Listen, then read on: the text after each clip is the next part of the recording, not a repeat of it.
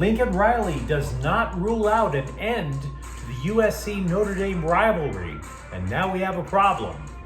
DeShaun Foster isn't ready for Toastmasters Club, but at least he can assure you he's ready to coach UCLA football. And the Rams lose a cornerback for the entire season. Good morning. I'm James. This is your daily dose of sports and snark for the greatest sports city in the world, Los Angeles. This is the faithful Angelenos Morning Report. And so it is July 26, 2024. I have just gotten off the plane about 20 minutes ago. Straight home, straight to the clip. Can't wait to talk to you guys. If you'd like being in the know about LA sports, click the like button. Click the subscribe button. There's a notification bell. Hit that. It'll let you know when we drop new content. Sharing is caring. Let people know we exist, and by all means comment. Now, before we go through the news and notes, a look at the scoreboard. Dodgers 6, San Francisco 4. Clayton Kershaw only goes 4 innings in his return, 72 pitches, 2 runs, 9 base runners allowed. He's okay with it. And honestly, the Dodgers have won 6 of their last 7, so we should be okay with it too. Nick Ahmed's home run over his former team was a winning run. Shohei Ohtani hit his 31st home run. Meanwhile, today, a much busier schedule. The Dodgers have flown to Houston. They'll take on the Astros at 5. Gavin Stone is 9-3 with a 3.19 ERA. Framber Valdez is 8-5 with a 3.63 ERA.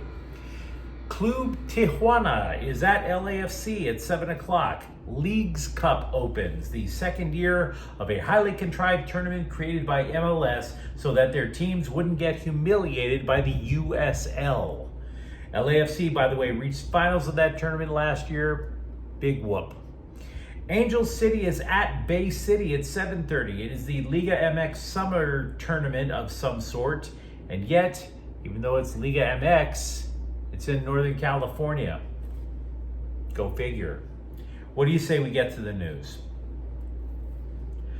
I think it's fair to give Lincoln Riley a lot of leeway as he leads a rebuild for USC football.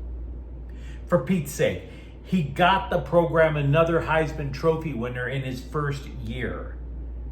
There was a profound drop-off last year. Totally get that, but winning the Holiday Bowl is not that bad of a consolation prize. And firing Alex Grinch was like freezing the wart off the ass of Trojan football. There's nothing bad about getting rid of Alex Grinch. So yeah, the stove is taking a little while to heat up with the program, but you still want to try to let Riley cook. Except for one thing. The LA Daily News noted that Riley appeared to suggest that at some point USC and Notre Dame might not play every year. Quote, "I know it means a lot to a lot of people, and so again, the purist in you, no doubt. Now, if you get in a position where you got to make a decision on what's best for SC to help us win a national championship versus keeping that, shoot, you got to look at that," unquote. And the thought that someday the rivalry might go away is because USC is now in the Big Ten and they're going to face a much tougher schedule year in and year out. Now, to defend Riley, he kept saying that he wanted to preserve college football's most storied rivalry. And then, not to defend Riley, Coach never mentioned that ever again. Ever. Never mention it again. The idea of ending the battle for the jeweled shillelagh is shocking to the core. Not just for USC fans.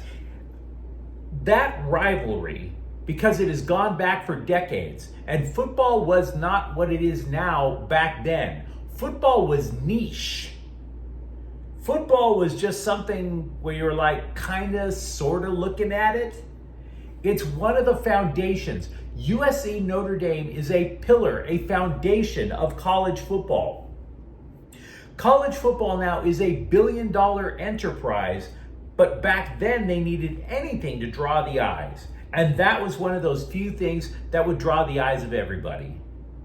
Every sport, I believe, needs a massive conflict, one that creates drama, one that draws eyes to the product and gets you interested in the sport overall.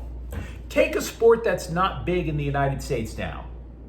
If you've watched this program for any length of time at all, you guys know I enjoy Major League Soccer. Many of you don't. You can bet your ass that if soccer ever becomes as big as the other major sports in the United States, part of it is going to be because of El Tráfico, the Galaxy versus LAFC.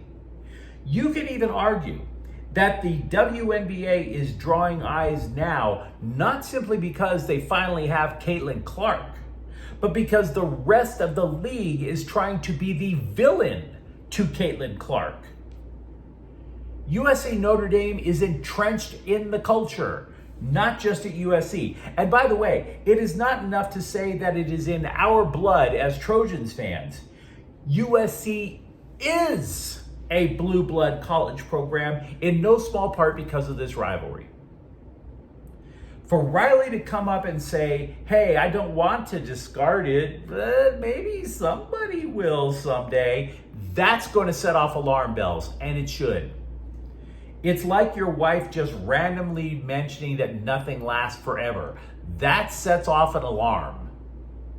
Riley came to Southern California and was welcomed here, not just because Clay Helton was such a nincompoop. It was because Riley was, at least gave us the impression that he understood what made USC football so extraordinary. Taking on all comers. And it didn't matter if the conference schedule was tough or not. USC has had a history of doing that for decades. When USC fans say fight on, the implication is you never run from a fight. Even when you have a weekly schedule of difficult fights. And somebody in that athletic department needs to pull Riley aside and remind him that's why he's making 8 figures. No shortcuts, no cupcakes, and never ever end the game's most foundational rivalry. And that's the memo. Meanwhile, something kept entering my mind when I was thinking about UCLA football yesterday. When I was younger and I was running up and down Sunset Boulevard, begging for stage time from the comedy clubs with my hat in my hand, all the other comics, many of their other comics were talking about their tight 15 minutes. How they had 15 minutes of killer material. And they would just take to the stage with this killer material, and they would faceplant exactly like DeShaun Foster did with his 15 minutes at Big Ten Media Day on Tuesday. And if you are a UCLA football fan, I can understand why that would make your blood run cold. I know. I've bombed 15-minute sets. Oh boy, did I. And by the way, as a side note, flop sweat is delicious. The point that I'm trying to make, though, is that just because Foster cannot do 15 minutes of tight material for the scribes, after bombing, he spoke again, just off the cuff, just in a random place, no dais, no microphone, no big backdrop, and he spoke with some of those same reporters and came off as completely authentic, comfortable in his own skin. Foster told them the problem was that he would rather just answer their questions than give a 15-minute sales pitch. Quote, I'm just not a rah-rah guy. You don't get any points for being rah-rah. But I played football. I didn't start coaching at 20. I played football in college at a high level. I got drafted playing football in the NFL for a few years at a high level. And then I decided to coach. My path is a way different than a lot of these other people that are coaching and up here doing all that stuff. Just like when I'm recruiting, it's not a pitch. Do you understand? I'm not a car salesman, unquote. And that, friends, is what we call in comedy a savor. When you acknowledge you bombed and tell something that kind of sets the audience back at ease. That is a well-placed quote after the fact, sir. And the fact that it's authentic should hopefully assuage a lot of the concerns after that bombing job you had a couple of hours earlier. Bruins commit Scott Taylor, if it matters, already called Taylor, quote, the most authentic guy in the facility, unquote. So, okay. Hopefully you'll have 15 better minutes next year. You've got an entire year to do it. But in the meantime, people will accept authenticity. Absolutely. Rams cornerback Darian Kendrick will miss the season after tearing the anterior cruciate ligament in one of his knees. Kendrick, he was a 6th-round pick back in 2022, obviously not that long ago, played in all 17 games last season. And that wasn't enough for the Rams' defensive backfield. Cornerback Darius Williams appeared to injure his hamstring. Williams returned to LA this offseason after playing a couple of years over in Jacksonville.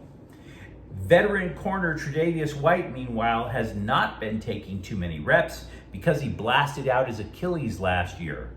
Now, the Rams say if they wanted him to, he could go full blast. They just want to be cautious with him right now. It's the start of training camp, after all. Also with the Rams, Davis Allen appears so far to be the guy who will pick up the slack with Tyler Higbee on the shelf, and Hunter Long, he just can't stop getting hurt. So he's going to wind up being their guy. At least that's what it looks like so far. Chris Taylor left Wednesday's Dodger game early with a groin issue. Now, we at Faithful Angelenos Sports have a very strict don't describe men's groins policy. But there are mixed reports as to whether Taylor has gone on the injured list. He probably has. We're just hearing reports back and forth. We don't know the absolute answer yet. The Athletic, meanwhile, consistently updates its list of top minor league prospects, and the Dodgers prospects are starting to make an impression. In the latest rankings, Josue DePaula has risen from 25th to 14th.